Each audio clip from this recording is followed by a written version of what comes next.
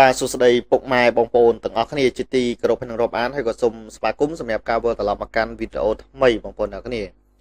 អញ្ចឹងនៅក្នុងវីដេអូនេះគឺយើងទៅបាទតាមដានស្ថានភាពនៅភាគខាងត្បូងនៃប្រទេសសៀមបងប្អូនទាំងអស់គ្នាឥឡូវនេះមិនមែនក្តៅធម្មតាទេបងប្អូនណា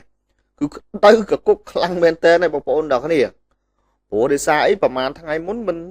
មានតកតងជាមួយនឹងការបើកការវាបហាបាទក្រុមឧទាមបងប្អូនទាំងគ្នាក្រុមឧទាមបានធ្វើការបើកការវាបហាទៅនឹងពួកយោធាអាវខ្មៅរបស់សៀមដែលធ្វើឲ្យពួកយោធាសៀមគឺងាប់5នាក់យ៉ាងតកតងជាមួយនឹងរឿងរ៉ាវម្ដងនេះបាទគឺធ្វើឲ្យសៀមគឺវាក្តៅស្លឹកត្រចៀកខ្លាំងមែនទែនក្តៅឲ្យអាម៉ាស់ទៀតបងប្អូនទាំងគ្នាដោយសារតែក្តីអាម៉ាស់នេះហើយម្ដងនេះគឺវារៀបចំឈុតធំបងប្អូនទាំងគ្នាបាទម្ដងនេះគឺរៀបចំឈុតធំខ្លាំងមែនទែនបាទមានតាំងពីក្រុមបាទយោធារបស់ពួកវាហ្នឹងមានតាំងពីឡើងភ្នំផងជីបាទអត់ធំពីកញ្ចក់មើលតំបន់ទីតាំងលើភ្នំផងបងប្អូនទាំងគ្នាតោះបើសិនបងប្អូនចង់ដឹងរឿងរ៉ាវយ៉ាងនោះសូមទៅតាមដានទស្សនាជាមួយអេដមីនបន្តអ្វីដែលសំខាន់នៅក្នុងវីដេអូនេះគឺមានតែកាន់ចំបលាំងពាក់ព័ន្ធជាមួយរឿងរ៉ាវនេះទៀតបងប្អូនទៅតាមដានទស្សនាសិនចាំអេដមីនចូលរួមជាមតិយោបល់ជាមួយពុកម៉ែបងប្អូនទាំងអស់គ្នានៅចុងក្រោយវីដេអូបងប្អូនសកម្មជនថៃលោកកាន់ចោមបលាំងកំពុងតែលូកដៃក្នុងបញ្ហាថៃភាគខាងត្បូងចំពេលស្ថានភាពកំពុងក្តៅអូបងប្អូនអញ្ចឹងបានជាបាត់លោកកាន់ចោមបលាំងពីព្រំដែនកម្ពុជាថៃបាទពីមុនធ្លាប់ឃើញនៅលើទូកុងតឺន័រនៅឯថ្មដាឥឡូវនេះឮថារត់ទៅចេញមុខចេញមាត់អីណានៅថៃភាគខាងត្បូងឯនោះវិញឥឡូវយើងមកមើលព័ត៌មាននេះជាមួយគ្នាបន្តិចស្របពេលស្ថានភាពនៅថៃភាគខាងត្បូងកំពុងតែឡើងដល់កម្រិតតានតឹងបំផុតនោះសកម្មជនដ៏ពូកែយកមុខលោកកាន់ចោមបលាំងចាប់ផ្ដើមកេងចំណេញទៀតហើយដោយហ៊ានលូកដៃចូលក្នុងបញ្ហាដែលកំពុងក្តៅនិងឧបត្ថម្ភកាមេរ៉ាសុវត្ថិភាព500គ្រឿងព្រមទាំងឧបករណ៍ផ្សេងៗទៅឲ្យមន្ត្រីថ្នាក់មូលដ្ឋានក្នុងខេត្តនរាធិវត្តន៍ដើម្បីពង្រឹងសន្តិសុខនិងទប់ទល់ជាមួយនឹងក្រុមផ្ដាច់ខ្លួនបាទក្រុមផ្ដាច់ខ្លួនគេមិនមែនស្លូតដូចខាងខ្មែរណាបាទគឺថានៅសុកពេលខ្លះឈរសុកឈរផ្ដុំគ្នាអីហ្នឹងមកប្រាវមិនបានប្រាប់មុនទេមិនមែនស្លូតដោយកម្ពុជាទេតាមការផ្សាយរបស់ទូរទស្សន៍អមរិន TV ដែលត្រូវបានគេស្គាល់ថាជាទូរទស្សន៍ដែលពូកែតែចាក់ចុចអុចអាលនៅថ្ងៃពុធទី29ខែកក្កដាឆ្នាំ2026នេះសកម្មជនរូបនេះបានចុះទៅដល់ប៉ុស្តិ៍ប៊ូកេសាមិជាកន្លែងដែលទាហានឈុតខ្មៅ5នាក់ទើបតែខ្សែសង្ខាដោយសារតែស្នាដៃក្រុមផ្ដាច់ខ្លួនបាទអញ្ចឹងគាត់បង្ហាញថាគាត់កំពុងតែក្លាហានគាត់ទៅដល់ជួរមុខបាទចែកកាមេរ៉ាកាន់ចោមបលាំងហាក់ដូចជាមានអំណាចខ្លាំងជាងមេទាហានថៃទៅទៀតព្រោះបុគ្គលរូបនេះតែងតែចេញមុខចេញមាត់ធ្វើសកម្មភាពនិងហ៊ានបញ្ជាគេបញ្ជាឯងសូម្បីរឿងដែលកើតនៅច្រកអកមោះក្នុងតំបន់មជ្ឈិមបូព៌ាក៏បកគលរូបនេះធ្លាប់ចង់ទៅអន្តរាគមន៍ដែរងាកទៅមើលរឿងនៅឯខាងត្បូងប្រទេសថៃឯនោះវិញកាលពីសប្តាហ៍មុនក្រុមផ្ដាច់ខ្លួនបានបើកការបាញ់រះនិងគប់គ្រាប់បែកទៅលើប៉ុស្តិ៍ត្រួតពិនិត្យសន្តិសុខប៊ូកេសាមីក្នុងស្រុករ៉េងហ្គីនៃខេត្តនរាធិវត្តន៍បណ្ដាលឲ្យទាហានថៃ5នាក់បានបាត់បង់ជីវិតភ្លាមចំណែកឯជនស៊ីវិលចំនួន5នាក់ទៀតត្រូវបានរងរបួសក្នុងនោះមានទាំងកុមារអាយុ11និង15ឆ្នាំទៀតផងបាទបងប្អូនបាទនេះគឺថាអ្នកដែលពូកែយកមុខបាទយកមុខទាំងនៅព្រំដែនកម្ពុជាថៃឥឡូវនេះទៅយកមុខនៅឯព្រំដែនភាគខាងត្បូងនៅឯថៃភាគខាងត្បូងខេត្តនរាធិវត្តន៍ទៀតហើយកន្លងមកពីមុនក៏ធ្លាប់អះអាងថាខ្លួនចង់ទៅជួយដោះស្រាយបញ្ហាអីនៅឯច្រកអកមោះទៀតបាទអញ្ចឹងឲ្យតែកន្លែងណាយកមុខពីព្រោះគាត់គឺមានមូលនិធិកងទ័ពអញ្ចឹងទេនៅពេលដែលគាត់ប្រឹងយកមុខអញ្ចឹងទៅប្រឹងចេញមុខចេញមាត់អញ្ចឹងទៅដើម្បីប្រជាជនថៃផ្ញើលុយរាប់សិបលានរាប់រយលានបាតមកមូលនិធិរបស់គាត់ទៀតនេះគឺជាមុខរបរមួយរបស់គាត់នៅឯជួរមុខនៅពេលកន្លែងណាដែលមានបញ្ហាមានការប៉ះទង្គិចមានសង្គ្រាមអីហ្នឹងគឺថាគាត់តែងតែចេញមុខដើម្បីមូលនិធិរបស់គាត់រលួយបានច្រើនថែមទៀតបងប្អូនមានចំណាប់អារម្មណ៍យ៉ាងណាអាចខមមិននៅខាងក្រោមនេះសូមកុំភ្លេចជួយ share វីដេអូនេះម្នាក់មួយទាំងអស់គ្នា បានហ្នឹងហើយពុកម៉ែបងប្អូនអ្នកគ្នាអញ្ចឹងតកតងជាមួយនឹងអាបកុល2ជនជាតិចោលសៀមហ្នឹងគឺអាកាន់ចំបលាបងប្អូនណាហ្នឹងហើយ admin សុំចំណុចទៅនឹងតិចសិនទី1 admin សុំចូលរួមនៅចំណុចទី1គឺតកតងកាន់ចំបលាទី2 admin សុំចូលរួមនៅចំណុចត្រង់នៅតំបន់ភាគខាងត្បូងខេត្តនរាធិវត្តន៍បងប្អូនអ្នកគ្នាឥឡូវសុំទៅកន្លែងចំណុចតកតងជាមួយនឹងបកុលអាកាន់ចំបលាបងប្អូនអ្នកគ្នាបើនិយាយទៅបងប្អូនអើយសម្រាប់ admin គឺអត់យល់វាអត់យល់ត្រង់ថាអាកាន់ចំបលាហ្នឹងវាគ្រាន់តែជាបុគ្គលម្នាក់គ្រាន់តែបុគ្គលបើនិយាយគេហៅថារាសសាមញ្ញ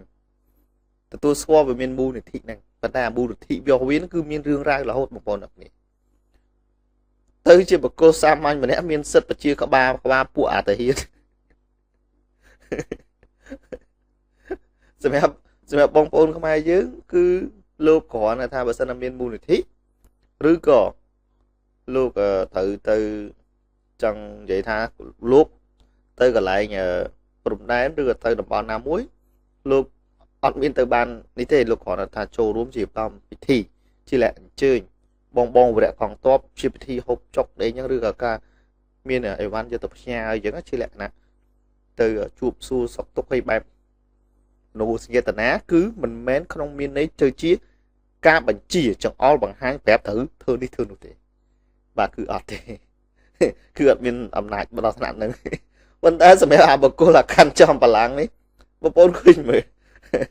បាទនៅព្រំដែនវាគឺវាបញ្ជាពួកអាក្បាលតាហ៊ានរបស់វាហ្នឹងពួកអត់ខួរហ្នឹង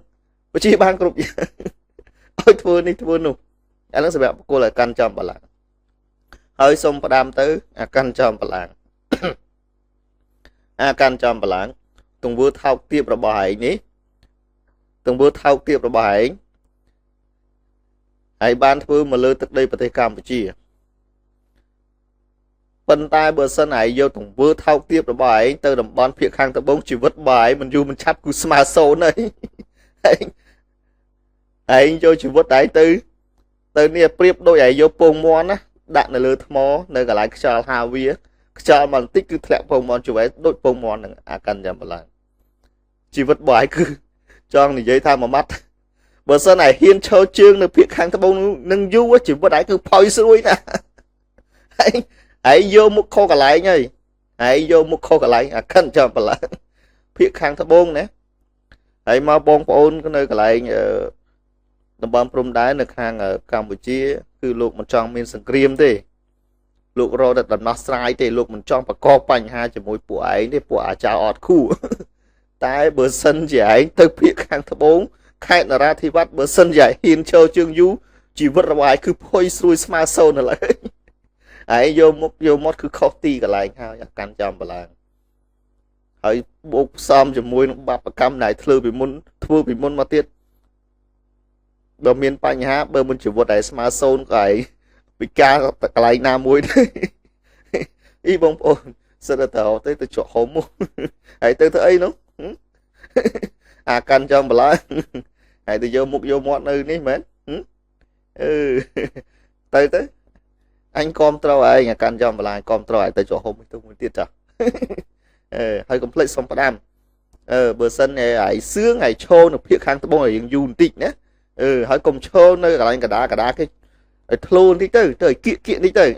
snap មកលើឯងនរាធិវត្តន៍ឡាយ៉ាសង្ឃ្លាបតនី4នឹងបងប្អូនហើយក៏សូមបញ្ជាក់ទឹកដីហ្នឹងឲ្យលួចគេទេអាកាន់ចំបឡើងនៅបងប្អូនអ្នកនេះអានេះតើទៅជាមួយនឹងអាកាន់ចំបឡើងឥឡូវ admin សូមចូលរួមនៅចំណុចទី2បាទនៅភាគខាងត្បូងហ្នឹងបាទនៅខេត្តនរាធិវត្តន៍បងប្អូនអញ្ចឹងបើនិយាយទៅថ្មីនេះតើទៅជាមួយនឹងការបាទក្នុងការបើកការវិភាគពីក្រមឧទាមព្យាយាមផ្ដាច់ខ្លួនពីសៀមទឹកដីហ្នឹងបច្ចុប្បន្នគឺជារបស់សៀមដែលវាកំពុងតែកាន់កាប់ប្រហែលខេត្តហ្នឹងបាទប្រហែលខេត្តហ្នឹងគឺជាទឹកដីដែលវាកំពុងតែកាន់កាប់ដែលវាបានឈានពីម៉ាឡេស៊ីក៏មានជនជាតិម៉ាឡេស៊ីជាច្រើនដែលលោករស់នៅទីតាំងទឹកដីរបស់គាត់គ្រាន់តែថាគាត់គឺមិនព្រមនៅក្រោមការដឹកនាំរបស់ របស់ហ្នឹងគឺអាញុកបងប្អូនអ្នកគ្នាគឺមិនមែនរាជរដ្ឋាភិបាលនេះគឺអាញុកបងប្អូនហ្នឹងហើយហើយពួកពូជអាញុកគឺពូជថោកទាបពូជវាគឺពូជលួងលោមសត្រូវដើម្បីទុកប្រាមានន័យថាលួងលោមសត្រូវទុកវាយបហាឲ្យវាយឲ្យមានការបាតុកិច្ចគ្នាឲ្យសត្រូវវាយជាមួយសត្រូវពូជវាគឺថោកទាបបែបហ្នឹងមានអ្នកដែលចាញ់បោកណាបងប្អូនណាគឺ2ប្រទេសហើយសម្រាប់ទង្វើថោកទាបរបស់អាញុកបាទខ្សែអាញុកហ្នឹងគឺវាធ្វើតែបែបហ្នឹងឯងប៉ុន្តែ admin សូមគ្រប់គ្រងនៅខាងប្រទេសម៉ាឡេស៊ី4ប្រហែលដូចជា4ខេត្តដែលវាបានឈានពៀនហ្នឹងបាទដូចជាក្រុមអគារបលាច់ខ្លួនហ្នឹងបាទអ្វីដែលគេធ្វើគឺជាទង្វើមួយគេហៅថាស្នេហាជាតិបាទគឺគេស្រឡាញ់ទឹកដីគេអ្នកឯងឆ្លៀនពៀនទៅលួចទៅឆក់ទៅប្លន់4ខេត្តនៅម៉ាឡេស៊ីហ្នឹងអ្នកឯងឆ្លៀនពៀនបានប៉ុន្តែអ្នកឯងមិនមានគេហៅថាសិទ្ធិកាន់កាប់ឬរក្សាសិទ្ធិអំណាចគឺពេញនេះគឺអត់ទេនៅប្រហែលខេត្តនេះគឺព្យាយាមផ្ដាច់ខ្លួនពីសៀមណាបងប្អូនអ្នកគ្នាបាទបងប្អូនគិតមើលដូចឲ្យមានបានបញ្ជាក់អញ្ចឹងនៅជុំក៏អត់បានដែរអត់បានទេតិចតែហ៊ានតែពួកយោធាឬពួកមន្ត្រីរបស់ពួកអាស៊ានទៅមានកិច្ចប្រជុំមានក្បួនមានអីគឺអត់បានទេគឺស្ងាត់គឺមកឲ្យដូចបាទដូចបងប្រុសបានបញ្ជាក់អញ្ចឹងគឺអត់ប្រាប់ផ្ដល់ដំណឹងឲ្យអ្នកឯងមុនទេបាទទៅដល់ឃើញជាក់ស្ដែងអញ្ចឹងហ្មងដូចទឹកភ្លៀងអញ្ចឹងរះទៅហ្មងអញ្ចឹងតំបន់នេះគឺអត់មានសុវត្ថិភាពទេបងប្អូនហ្នឹងហើយតំបន់នេះគឺអត់មានសុវត្ថិភាពសម្រាប់ពួកយោធាសៀមទេឬយើងអាចនិយាយថាអត់មានសុវត្ថិភាពសម្រាប់ពួកអាចោរព្រៃសៀមទេបាទព្រោះដោយសារអីទង្វើអ្នកឯងធ្វើគឺឆ្លៀនពៀនទឹកដីគេមិនសឹកចិត្តទេគ្មានអ្នកណាគេសបាយអជាមួយនឹងទង្វើថោកទាបដែលយកទឹកដីគេមកកាន់កាប់ទេហើយក្រុមឧទាមនេះណាបងប្អូនណានៅពេលដែលមានបញ្ហាអ្នកឯងមិនបាច់ស៊ើបទេណាមិនបាច់ស៊ើបគេទេស៊ើបមិនចេញទេព្រោះដោយសារតំបន់គេអីគេអ្នកឯងទៅស៊ើបទៅសួរនាំអីគឺគេក៏បានឆ្លើយប្រាប់ថាអត់ដឹងព្រោះដោយសារអីគឺគេស្រស់គ្នាណាគេស្រស់គ្នាគេស្រឡាញ់គ្នាបាទដូចបើកវិបហាហ្នឹងតិចច្រឡំសុំឆែកកាមេរ៉ាគេមើលអីគេថាអត់ឆាក់ចេញទេកាមេរ៉ាខូចហើយបាទព្រោះអ្វីគឺគេរួមគ្នាដើម្បីទឹកដីគេហើយខាងទៀមក៏គេសង្ឃឹមថាថ្ងៃណាមួយគេនឹងយកទឹកដីរបស់គេត្រឡប់ទៅវិញហើយនឹងមួយទៀតបើសិនជាចៅឯងនៅតែកក្លឿនប្រយ័ត្នថ្ងៃណាមួយ4ប្រទេសវាយមួយគេហែកប្រទេសជា4ចែកគ្នាវិញណាអ្នកឯងឆ្លើយណាពួកអាចោព្រៃសៀមនឹងឲ្យបងប្អូនអ្នកគ្នាអញ្ចឹងសម្រាប់នៅក្នុងវីដេអូបាទនៅក្នុងវីដេអូនេះគឺមានដំណឹងប៉ុណ្ណឹងដែលចង់ចែកម្លែកទៅកាន់បងប្អូនអ្នកគ្នាចេះតែឆ្ងល់មួយរយៈនេះបាត់អាកាន់ចំបលាំងបាទឥឡូវវាទៅស៊ីស៊ុលបាទវាទៅច្រកហូបមុខផងឥឡូវវាទៅខាងភាគខាងត្បូងបាទនៃប្រទេសចៅសៀមរបស់វាផងអញ្ចឹង admin សុំជូនពរអាកាន់ចំបលាំងបើសិនជាទៅនោះហើយរៀងលេចធ្លោបន្តិចទៅគេលោកបាន snap បានអីមកគេលោកបាទគេលោកហើយនឹងទៅចាំនៅខាងក្រោមមុនមិនមកចាំទទួលប្រហែលអ្នកទៀតផងណាបងប្អូនទាំងនេះអញ្ចឹងនៅក្នុងវីដេអូនេះក៏មានតែប៉ុណ្្នឹងដែលចង់ចែកម្លែកទៅកាន់ពុកប៉ែបងប្អូនទាំងគ្នាហើយយើងក៏សង្ឃឹមថាយើងនឹងជួបគ្នានៅវីដេអូថ្មីក្រោយទៀតហើយសម្រាប់ពុកម៉ែបងប្អូនទាំងគ្នាបើសិនណាមានពាក្យពេចន៍មានខមមិនឬការចែកម្លែកអ្វីផ្សេងនោះអាចខមមិនចូលរួមជាមតិយោបល់ជាមួយនឹង admin បាទបងប្អូនបាទចុងក្រោយសូមអរគុណបងប្អូន